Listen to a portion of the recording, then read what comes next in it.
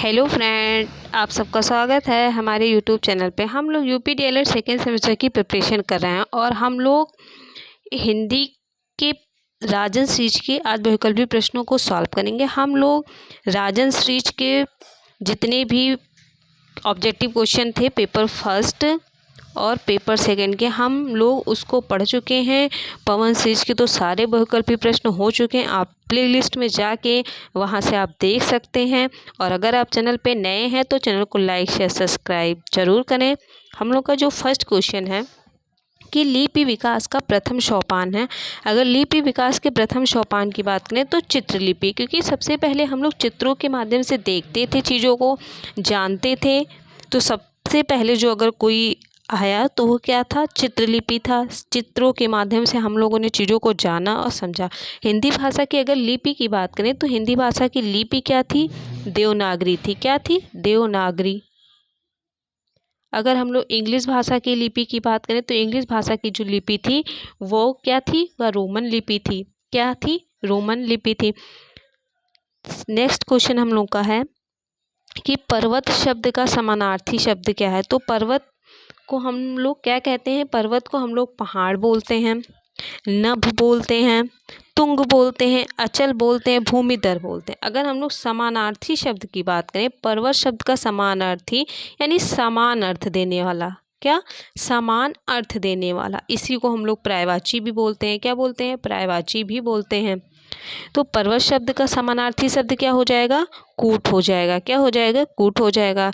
घन, घन मीन्स क्या होता है? बादल होता है, मेघ होता है। अगार की बात करें हम लोग तो अगार का क्या होता है? घर होता है। निकेतन होता है। क्या होता है? घर होता है और निकेतन होता है। पादप की बात करें अगर हम लोग तो पादप मीन्स वृक्ष हो गया। क्या होता है? पादप का वृक्ष हो गया। नेक्स्ट क्वेश्चन हम लोगों का है कि अल्प प्राण ध्वनि नहीं है। अल्प प्राण ध्वनि नहीं है। आप लोग ने स्पर्श व्यंजन पढ़ा होगा, बहुत से बच्चे हैं नहीं जानते हो। तो हिंदी में 25 स्पर्श व्यंजन होते हैं। कितने होते हैं? 25 स्पर्श व्यंजन होते हैं। इसमें क्या होता है? अल्प प्राण ध्वनि और महाप्राण ध्वनि। अगर हम लोग अल्प प्राण की बात करें, पहले हम लोग लिखते हैं स्पर्श व्यंजन का, खा, गा, घा, अंगा। ये हम लोग का क्या है? पहला स्पर्श व्यंजन है। अगर का, खा, गा, घा, अंगा कितने होते हैं? 5 होते हैं। 5 वर्ग होते हैं। पाँच वर्ग में 5 स्पर्श व्यंजन होते हैं। कितने होते हैं? 5 स्पर्श व्यंजन होते हैं। अगर हम लोग इसकी बात करें तो जो का वर्ग का पहला और तीसरा और पांचवा, पहला, तीसरा, पांचवा, ये क्या होता है? अल्प प्राण होता है। क्या होता है? अल्प प्राण होता है। वर्ग का दूसरा और चौथा क्या होता है? महाप्राण होता है। क्या होता है? महाप्राण होता है। क्या होता है? महाप्राण। पहला, तीसरा, पांचवा, पहला, तीसरा, पांचवा क्या होता है? अल्प प्राण होता है और दूसरा और चौथा क्या होता है? महाप्राण होता है। इसको याद करने की अगर हम लोग ट्रिक की अगर बात करें तो का को हम लिखते हैं इंग्लिश में के लिखते हैं। खा को हम लोग क्या लिखते हैं? के एच लिखते हैं। गा को हम लोग क्या लिखते हैं? जी लिखते हैं। बा को हम लोग बी लिख देते हैं। अगर आप लोग देखिए तो के अगर हम लोगों ने लिखा तो एक वर्ड आया। खा लिखने में कितने वर्ड आ रहे हैं? 2 वर्ड आ रहे हैं। गा लिखने में कितने वर्ड आ रहे हैं? 1 वर्ड आ रहे हैं। बी लिखने में कितने वर्ड आ रहे हैं? 1 वर्ड आ रहे हैं। इसका मतलब कि जो अल्प प्राण है, क्या है? अल्प प्राण। इसमें पूछा है कि ध्वनि नहीं है। का 1 वर्ड आया इसलिए क्या हो गया? अल्प प्राण। जी में 1 वर्ड आया इसलिए क्या हो गया? अल्प प्राण। बी में 1 वर्ड आया इसलिए क्या हो गया? अल्प प्राण। लेकिन आप लोग देखिए कि खा को हम लोग 2 वर्ड में लिखते हैं। के एच, खा को हम लोग कितने वर्ड में लिख रहे हैं? 2 वर्ड में लिख रहे हैं। इसलिए क्या हो गया? महाप्राण। क्योंकि इसको बोलने में समय ज़्यादा लग रहा है इसलिए क्या हो गया? महाप्राण। इसी तरह आप लोग इसको तोड़ के आराम से समझ सकते हैं। अंग आहा वर्ण कहलाते हैं। अंग और आहा वर्ण क्या कहलाते हैं? तो अंग और आहा अयोगवा होते हैं। ऊष्म व्यंजन की बात करें तो ऊष्म व्यंजन 4 होते हैं। स्पर्श व्यंजन की बात करें तो स्पर्श व्यंजन 25 होते हैं। स्वर तो आप लोग जानते ही हैं। कामायनी के लेखक कौन हैं? कामायनी के लेखक कौन है? तो हम लोग कामायनी की बात करें तो जयशंकर प्रसाद हैं। मुंशी प्रेमचंद की कुछ प्रसिद्ध जो हैं रचनाएं हैं वो आप लोग जानिए कि क्या है, गबन है और क्या है, गोदान। मुंशी जी गोदाम में गबन बहुत करते थे। ऐसे आप लोग याद कर सकते हैं कि मुंशी जी क्या करते थे, गोदाम में गबन बहुत ज़्यादा करते थे। मुंशी प्रेमचंद की रचना गबन, गोदाम, गोदान है। क्या है? गोदान है। सूर्यकांत त्रिपाठी निराला जी की अगर हम लोग कुछ फेमस रचना की बात करें तो इनकी है अनामिका, गीतिका, परिमल। ये सब क्या हैं? इनकी रचनाएं हैं। जो शब्द किसी शब्द के आदि में निकलकर उसके अर्थ को बदल देता है वह क्या कहलाता है? जो शब्द किसी शब्द के आदि मतलब क्या होता है? अंत। आदि मतलब क्या होता है? अंत में अंत से निकलकर उसके अर्थ को बदल देते वो क्या कहलाते हैं? प्रत्यय। उपसर्ग आप लोग जानते हैं कि यह शब्द के आगे लगता है। कहाँ लगता है? आगे लगता है। और प्रत्यय शब्द के पीछे लगता है और उसके शब्द के क्या होते हैं? अर्थ को बदल देते हैं। संज्ञा के स्थान पर प्रयुक्त होने वाले शब्द क्या कहलाते हैं? अगर हम लोग संज्ञा की बात करें तो यह सर्वनाम की सीधी डिफिनेशन दे दी गई कि संज्ञा के स्थान पर प्रयुक्त होने वाले शब्द को क्या कहते हैं? सर्वनाम कहते हैं। काव्य को कितने भागों में बांटा गया है? तो काव्य को 2 भागों में बांटा गया है। दृश्य, श्रव्य। दृश्य क्या होता है कि हम इसको देख भी सकते हैं और सुन भी सकते हैं। काव्य, दृश्य काव्य और श्रव्य। पठन का अर्थ क्या होता है? अगर हम लोग पठन की बात करें तो ये श्वासर, मौन दोनों प्रकार से हो सकता है क्योंकि हम लोग बोल के भी पढ़ते हैं और अपने मन में भी पढ़ते हैं।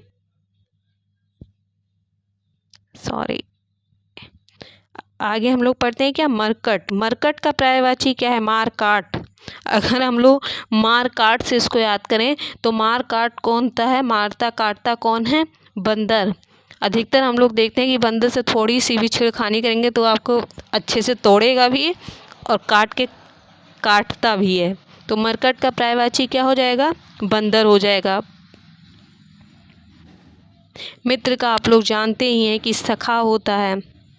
पुत्र का अगर हम लोग बात करें तो इसमें बालक हो जाएगा। किस प्रणाली से छात्रों में सक्रियता बनी रहती है? प्रश्नोत्तर प्रणाली से सक्रियता बनी रहती है क्योंकि इसमें छात्र सक्रिय होता है। क्या होता है कि वह ध्यान से सुनता है। क्यों? कब मास्टर साहब हमसे कोई क्वेश्चन कर ले इसलिए वह क्वेश्चनों को ध्यान से सुनता है। निम्नलिखित में से जातिवाचक संज्ञा क्या है? जातिवाचक संज्ञा क्या है? अगर हम लोग जाति की बात करें तो पुस्तक है। क्या है? पुस्तक हम लोग की क्या है? जातिवाचक संज्ञा। क्योंकि अगर हम लोग ये बोलते हैं कि पुस्तक उठा लो तो हमने उसमें नाम नहीं लिया है कि आप हिंदी की पुस्तक उठा दीजिए, कि अंग्रेजी की पुस्तक उठा दीजिए, कि विज्ञान की पुस्तक। उसमें क्या होता है कि अगर आप किसी से कहते हैं पुस्तक उठा दो तो वो वहाँ पे मेज पे पड़ी हुई सारी पुस्तकों को आपको उठा के दे देता है, इसलिए क्योंकि आपने पुस्तक का नाम नहीं बताया। अगर आप नाम बता देते हिंदी इंग्लिश तो वो सब क्या हो जाता है? जातिवाचक संज्ञा हो जाता।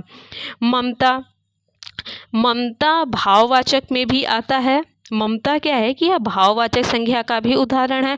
ममता किसी लड़की का भी नाम हो सकता है तो इसलिए इसको व्यक्तिवाचक संज्ञा और भाववाचक संज्ञा इस दोनों में रखा जाएगा। अच्छाई क्या है? अच्छाई भाववाचक संज्ञा है क्योंकि इसको ना हम देख सकते हैं ना छू सकते हैं। ये क्या हो गया? भाववाचक हो गया। रमेश क्या है? रमेश व्यक्तिवाचक संज्ञा है। भूतकाल के कितने भेद होते हैं? तो भूतकाल के 6 भेद होते हैं। हेतु में तो ऐसे करके नाम नहीं, 6 भेद इसके होते हैं। जागृत शब्द का विलोम क्या है? जागृत। जागृत है तो उसको सुस्त कर दीजिए, सुषुप्त। क्या हो जाएगा? सुषुप्त। मौन वाचन का उद्देश्य क्या है? मौन वाचन का जो उद्देश्य होता है वाचन गति का विकास करना। अगर आप मन में पढ़ रहे हैं तो हम लोग क्या करते हैं कि मन में कोई चीज़ें पढ़ते हैं तो उसको जल्दी जल्दी पढ़ के ख़त्म कर देते हैं। पठित सामग्री को हम लोग अधिग्रहण कर सकते हैं। क्या करते हैं, उसको ज़्यादा से ज़्यादा पढ़ सकते हैं। वाचन का अभ्यास इससे कोई मतलब नहीं है, क्योंकि हम वाचन का अभ्यास नहीं कर रहे हैं, हम वाचन गति का विकास भले ही कर रहे हैं, पठित सामग्री को अधिक ग्रहण करने की कोशिश कर रहे हैं। निम्नलिखित में से स्त्रीलिंग शब्द क्या है? लिंग कितने होते हैं? 2 होते हैं, स्त्रीलिंग पुल्लिंग। अगर हम लोग इसको पढ़ें तो मित्र पता ही चल रहा है कि ये पुल्लिंग है। उपहार मिला है तो ये क्या हो जाएगा? पुल्लिंग हो जाएगा। अध्याय, आप किस चीज़ का अध्याय कर रहे हैं? कर रही नहीं होता है, अध्याय कर रहे हैं, इसलिए ये पुल्लिंग हो जाएगा। अगर हम लोग बात करें सूचना, तो सूचना मिलती है, क्या है? मिलती है। सूचना मिली, तो मिली क्या हो गया? स्त्रीलिंग हो गया। चौराहा शब्द में समास। चौराहा शब्द की अगर हम लोग बात करें तो चौराहा कैसा समास है? द्विगु समास है। जहाँ पे द्विगु आ जाए, यानी द्यु आ जाए, द्यु मतलब 2, जहाँ पे संख्या की बात हो, और चौराहा जहाँ पे 4, जहाँ भी संख्या की बात आ जाए तो वो हम लोगों का क्या हो जाएगा? द्विगु समास। चौराहा यानी 4 जो रास्ते को मिलाता है वो क्या होता है? चौराहा। द्वंद्व समास के लिए अगर हम लोग बात करें तो इसमें क्या होता है? योजक चिन्ह लगा रहता है। क्या लगा रहता है? योजक चिन्ह। रात दिन। अगर हम अव्ययी भाव समास की बात करें तो इसमें हम लोग देखते हैं कि उपसर्ग लगे हुए होते हैं। तत्पुरुष में इसमें क्या होता है कि उत्तम पद क्या होता है? प्रधान होता है। कोई खड़ा है, इस वाक्य में प्रयुक्त कोई किस प्रकार का सर्वनाम है? कोई खड़ा है, हमें क्या है कि पता नहीं कि कौन है, कैसा है, तो हम लोग का ये क्या हो जाएगा? अनिश्चयवाचक हो जाएगा। अच्छाई, मानवता, बचपन, ये किस प्रकार की संज्ञा का उदाहरण है? तो ये सब भाववाचक संज्ञा का उदाहरण है। कौन सा परिणामवाचक विशेषण है? परिणाम बोधक विशेषण की बात करें तो हम लोग कैसा, लाल, तिकोना, ये सब क्या है? ये किसी की विशेषता बता रहा है। लेकिन अगर हम लोग थोड़ा की बात करें तो परिणाम, कितना, थोड़ा, ज़्यादा, ये सब क्या है? परिणाम। फा का उच्चारण स्थान क्या है? फा। अभी हम लोग ने बात किया था फा का, अगर हम लोग उच्चारण स्थान की बात करें तो इसको हम लोग याद कर सकते हैं। किससे याद करते हैं? KTM 2। हम लोग का एक ट्रिक है, क्या है? KTM 2, KTMDO। तो के से का, खा, गा, घा, अंगा, और क्या हो जाएगा? के से हम लोग पढ़ेंगे इसको कंठ, टी खा से, के से कंठ, टी से टालू, एम से मूर्धा, दी से दंत, ओ से ओष्ठ हो जाएगा। तो अगर हम लोग ओष्ठ की बात करें तो लास्ट में हम लोग का क्या आता है? पा, फा, बा, भा। ओष्ठ में क्या आएगा? पा, फा, बा, भा। ये हम लोग का क्या हो जाएगा? ओष्ठ उच्चारण स्थान। कवि शब्द का स्त्रीलिंग क्या है? इसको आप ध्यान रखिएगा। ये कवि शब्द का स्त्रीलिंग से ज़्यादा ये पूछता है कि कवि का कवयित्री होता है, क्या होता है? और कवयित्री को हम लोग शुद्ध वाक्य में पूछते हैं कि कवयित्री कैसे लिखा जाता है। व्याकरण में वाचन का सही अर्थ क्या है? वाचन का अगर हम लोग सही अर्थ की बात करें तो वाचन में संख्या का ज्ञान होता है कि एक वचन, बहुवचन। एक वचन, बहुवचन मतलब एक व्यक्ति है, 2 व्यक्ति हैं, 3 व्यक्ति हैं, या एक वस्तु है, 2 वस्तु। इसी प्रकार क्या होता है? इसमें संख्या की बात की जाती है। प्रत्यक्ष शब्द में प्रत्यय हैं। प्रत्यक्ष शब्द में प्रत्यय हैं तो प्रत्यय उपसर्ग आगे लगता है, आप लोग जानते ही हैं, और प्रत्यय कहाँ लगता है? पीछे लगता है। कहाँ लगता है? पीछे लगता है। तो प्रत्यय, प्रत्यक्ष, इसमें आप लोग देख रहे हैं कि अच आ रहा है, लास्ट में क्या आ रहा है? अच आ रहा है, लेकिन ऑप्शन में नहीं दिया गया हुआ है। क्या है कि ऑप्शन में नहीं दिया गया है, इसलिए इसका ऑप्शन गलत है। क्योंकि प्रत अगर हम लोग देखते भी तो प्रत भी नहीं होगा, क्योंकि प्रति उपसर्ग है, प्रति उपसर्ग है, और अच क्या है? प्रत्यय है। तो क्या हो जाएगा? प्रत्यक्ष। इसका आंसर गलत है, इसका राइट आंसर क्या हो जाएगा? अच हो जाएगा। पूर्ण विराम का प्रयोग किया जाता है। पूर्ण विराम कब किया जाता है? वाक्य के अंत में किया जाता है, किसी भी वाक्य की समाप्ति में। कौन सी ध्वनि अंतस्थ नहीं है? अगर अंतस्थ की बात करें तो या, रा, ला, वा, ये क्या है, अंतस्थ ध्वनि है। बा वंत अंतस्थ ध्वनि का उदाहरण नहीं है। बच्चों को कहानी सुनाते समय बीच बीच में उनकी कल्पनाशीलता को जागृत करने के लिए पूछना चाहिए। क्या पूछना चाहिए? विकासात्मक प्रश्न पूछने चाहिए।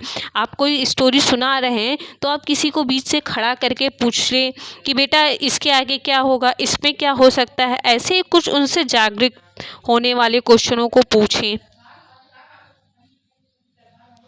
जो बहुत अधिक बोलता है, वाक्यांश के लिए एक शब्द जो बहुत अधिक बोलता है उसको हम लोग क्या बोलते हैं? वाचाल। सजग शब्द का पर्यायवाची नहीं है। सजग में आप सचेत रहेंगे, सावधान रहेंगे, चौकस रहेंगे, लेकिन पहरेदार तो नहीं होंगे। पहरेदार रखे जाते हैं। महाकवि शब्द में प्रयुक्त समास है महाकवि। महान है जो कवि, महान है जो कवि, जहाँ पे है आ जाए तो वो क्या हो जाएगा? कर्मधारय। महान है आया ना, तो ये क्या हो जाएगा? कर्मधारय। रानी केतकी कहानी के रचयिता कौन है? मोस्ट इम्पॉर्टेंट, ये कई बार एग्जाम में पूछा गया है। ईशा अल्लाह खां क्या है? रानी केतकी की कहानी है। प्रेमचंद, मुंशी प्रेमचंद, अभी हमने आप लोगों को बताया था कि ये लोग गोदाम में गबन बहुत करते थे। गबन गोदाम मुंशी प्रेमचंद का है। जयशंकर प्रसाद का आपने अभी पढ़ा ही था। आगे हम लोग पढ़ते हैं दा ध्वनि है, तो दा ध्वनि कौन सी है? दंत है। अभी हम लोगों ने पढ़ा है क्या? के टी एम डो। तो के से कन, का, खा, गा, घा, अंगा, तो अंगा क्या हो जाएगा? का, खा, गा, घा, अंगा।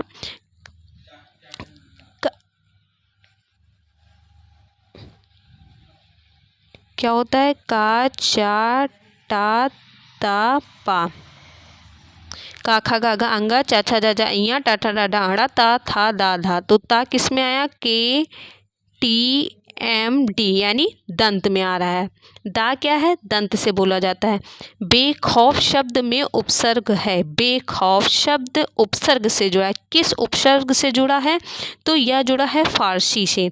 सत्य बोलने वाला वाक्यांश क्या है? सत्यवादी। जो सत्य बोलेगा वह सत्यवादी।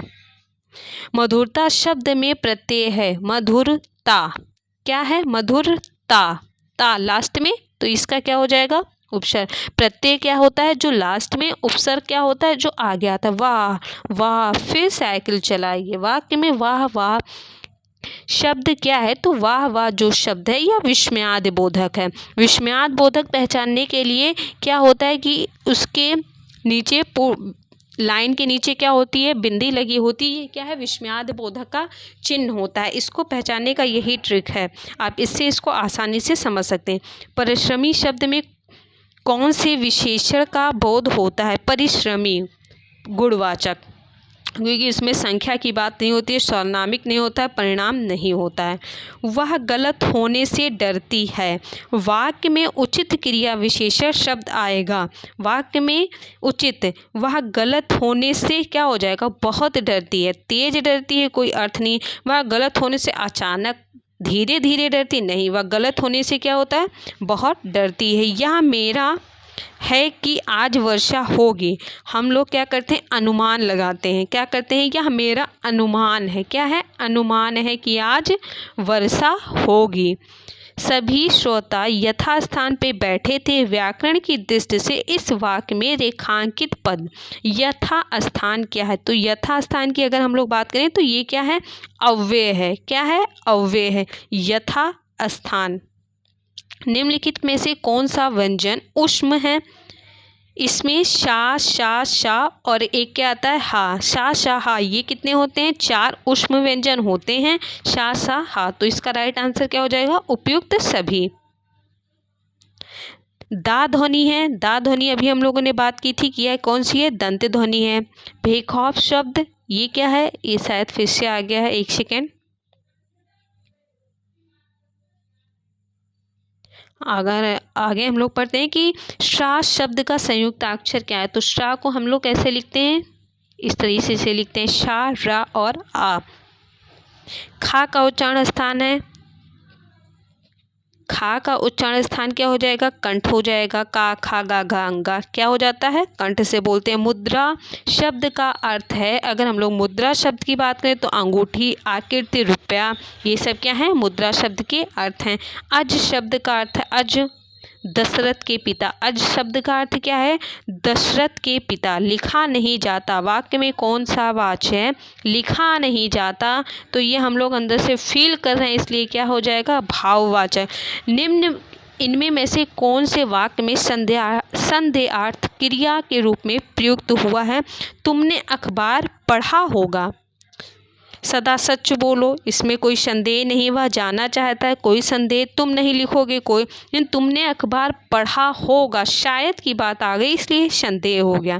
क्रिया के मूल रूप को क्या कहते हैं? तो क्रिया के मूल रूप को हम लोग क्या कहते हैं? धातु बोलते हैं। उपयुक्त में से कौन सी शब्द नी प्रत्यय से बना है? नी प्रत्यय से लिखना आ रहा है, महानता आ रहा है, करनी, नी क्या आ रहा है? नी, यानी ई प्रत्यय आ गया। लिखना में आ रहा है, महानता में भी आ रहा है, लेकिन करनी क्या आ रहा है? ई प्रत्यय। जातिवाचक शब्द हैं, जातिवाचक शब्द हैं। अगर हम लोग जातिवाचक की बात करें तो डॉक्टर, डॉक्टर में सारे कम्युनिटी की बात आ गई, जितने भी डॉक्टर होते हैं, हर प्रकार के डॉक्टर इसमें आ जाते हैं। जटिल विशेषण के लिए निम्नलिखित में से उपयुक्त संज्ञा होगी। जटिल की अगर हम लोग बात करें तो जटिल का क्या हो जाएगा? समस्या। रिक्त स्थान की पूर्ति के लिए उपयुक्त कारक चिन्ह का चयन कीजिए। प्रत्येक प्रश्न के, इसमें क्या हो जाएगा? के 4 संभावित उत्तर दिए गए, इसका राइट आंसर ये हो जाएगा।